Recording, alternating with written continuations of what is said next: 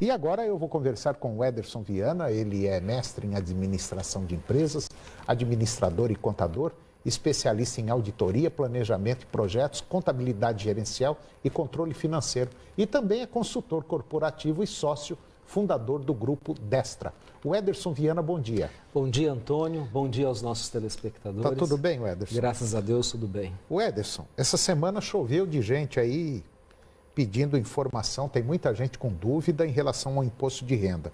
E aí veio uma pergunta, vieram várias, e nós selecionamos 5 que engloba quase todas. Ele pergunta assim, ele é de Paraúna, eu não vou citar o nome porque é uma cidade pequena que todo mundo conhece.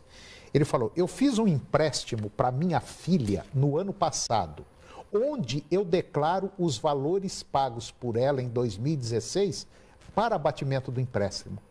Quer dizer, ele pergunta se onde ele declara para ter esse abatimento do empréstimo. Ok, Antônio, ele está querendo saber em que ficha, né, na declaração do imposto de renda, em que ele de fato vai estar aí, então, informando o pagamento desse empréstimo.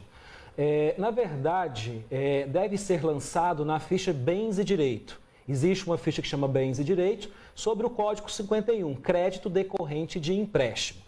Então, vamos supor o seguinte, Antônio, ele pegou um empréstimo em 2015 que foi no valor de 500 mil. No ano de 2016, ele pagou 200 mil desse empréstimo. Lá nessa conta de bens e direito, ele então vai ter um saldo apenas daquilo que ficou a pagar. Se ele quitou ou liquidou completamente esse empréstimo, ele vai zerar. Então, ou seja, ele vai colocar a posição atual em 31 de dezembro de 2016. Aquilo que ele amortizou em 2016, ele diminui do saldo que passou de 2015 e se de fato ele liquidou em 2016, ele vai deixar o saldo zerado para que a Receita Federal do Brasil, de fato, tenha a informação de que ele fez a liquidação do empréstimo. Bom, nós temos uma pergunta aqui agora que veio de Caiapônia. Quais são os principais cuidados ao preencher a declaração de final de espólio? Excelente pergunta. E tem muita gente nessa situação, hein? Muita gente, principalmente no agronegócio, com essa dúvida, Antônio. Na verdade, nós temos que, primeiramente, o prazo para apresentação que deve ser apenas no final do processo. Depois de realizada a partilha, a declaração final de espólio deve ser apresentada até o último dia do mês de abril do ano calendário subsequente. O que isso quer dizer, Antônio? Eu só informo na declaração do imposto de renda da pessoa física ao final realmente do espólio. E eu preciso também apresentar a declaração de final de espólio. Qual que é o prazo que eu tenho para apresentar? Significa o seguinte, olha, se o meu espólio finalizou no ano de 2016, eu tenho até abril de 2017 para que eu encaminhe... Sempre um ano a mais. Sempre um ano a mais, para que eu encaminhe à Receita Federal do Brasil as informações relacionadas ao espólio. Quer dizer que ele tem que deixar terminar primeiro o processo. Ele conclui o processo. Vai para o próximo ano da declaração do imposto de renda. No próximo ano da declaração do imposto de renda, exatamente. Tem uma outra pergunta que veio, o seguinte. A pessoa é uma pessoa já de idade, aposentada, e que ela recebe um salário lá por mês da aposentadoria dela. E o filho dela quer colocá-la como dependente. É igual aquela pergunta que foi feita hoje. Agora há pouco. Agora há pouco. Como é que fica essa situação? Ótimo, Antônio. Na verdade, é o seguinte, essa questão de dependente, a gente tem que sempre tomar muito cuidado na hora de informar um dependente na declaração do imposto de renda.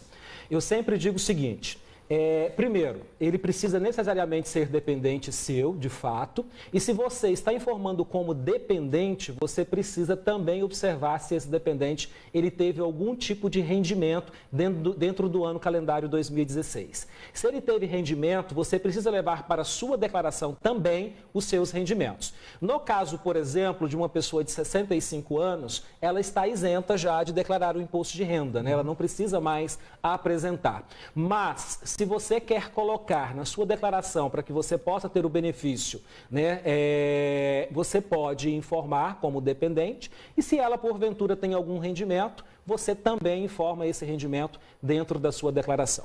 Mas o filho vai abater. O filho vai abater.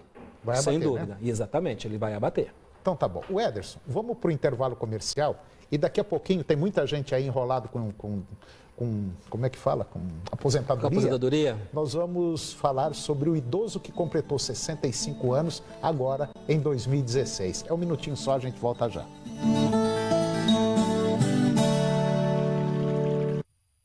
Estou de volta conversando com o Ederson Viana e agora nós vamos falar sobre mais dúvidas do imposto de renda. Veio uma pergunta, também é claro, do interior, onde ele pergunta assim: sou idoso, completei 65 anos o ano passado. Eu estou isento em que percentual do imposto de renda? Quer dizer, ele está perguntando se possui outras isenções também além da normal. Ok, Antônio.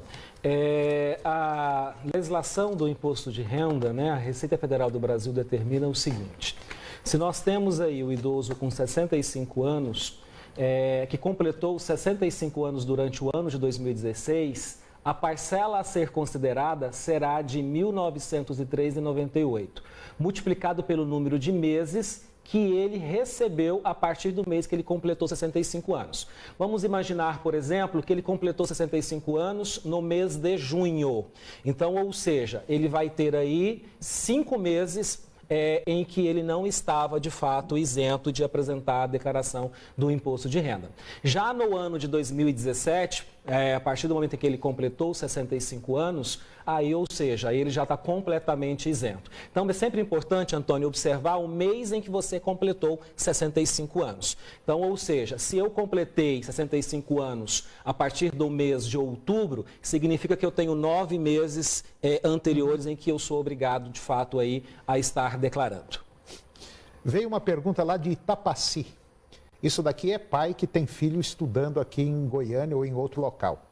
Quando um dependente está estagiando, é preciso informar seus rendimentos? E qual é o campo? Exatamente. Então, é assim, nós inclusive já falamos sobre isso anteriormente, né? A resposta é sim, todos os rendimentos dos dependentes devem ser informados na declaração de ajuste anual do titular, na aba Dependentes da ficha Rendimentos tributáveis recebidos pela pessoa jurídica. Nós tivemos uma pergunta aqui no intervalo do programa em que uma pessoa perguntou se a pessoa é aposentada. Então, ou seja, onde é que ele vai estar informando? Também dentro da aba de dependentes, né, aí você vai ter um campo de informar lá os rendimentos. Se ele for isento, você vai informar nos rendimentos que são isentos, e se ele for tributável, você vai informar no campo de rendimentos tributáveis. O Ederson, veio uma pergunta de Nova Crixás. O que deve fazer uma pessoa jurídica, microempreendedor individual, o MEI, né? Que não obteve rendimentos suficientes para declarar o imposto de renda. Quer dizer, tem uma empresa individual, certo, micro, e não teve renda para declarar. Ótimo. Nesse caso, Antônio, a gente tem muita gente hoje do microempreendedor individual. Ele não apresentará o imposto de renda em 2017 em relação às informações da pessoa física. Contudo, toda pessoa que hoje é optante pelo MEI deve apresentar todo ano a declaração anual do Simples Nacional do microempreendedor individual em relação aos rendimentos recebidos pela atividade exercida. Ou seja, Antônio, ele não tem que apresentar a declaração de ajuste agora da pessoa física, mas ele tem uma obrigatoriedade, ou seja, ele tem uma obrigação que nós chamamos de obrigação junto à Receita Federal do Brasil, uma obrigação acessória, que é apresentar a declaração do Simples para o microempreendedor individual, aonde ele informa lá os rendimentos que ele recebeu por exercer a sua atividade. Não precisa declarar ela na sua complexidade, mas tem que avisar que, né, que teve rendimentos. É verdade. Bom, você que nos acompanhou aí, se tiver alguma dúvida, entre em contato com o Ederson, ele está aí à disposição, vai ser um prazer ele receber essas informações das dúvidas que você está tendo. Correto, Ederson?